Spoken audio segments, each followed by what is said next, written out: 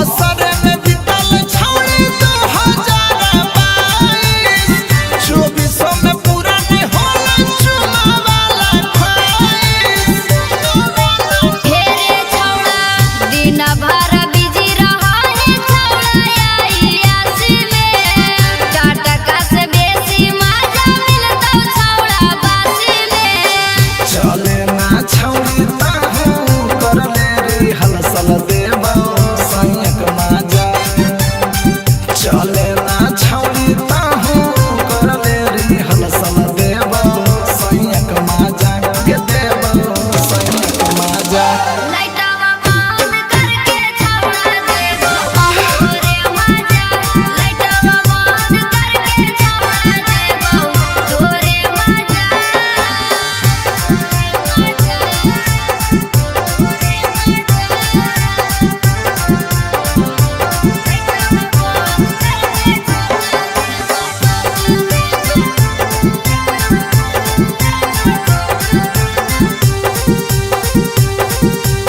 हे गे छौड़ी तोरे चक्कर में भाई बाबू से पिटैलियो। जे जे तोय मंगल ही छौड़ी सब कुछ देलैलियो।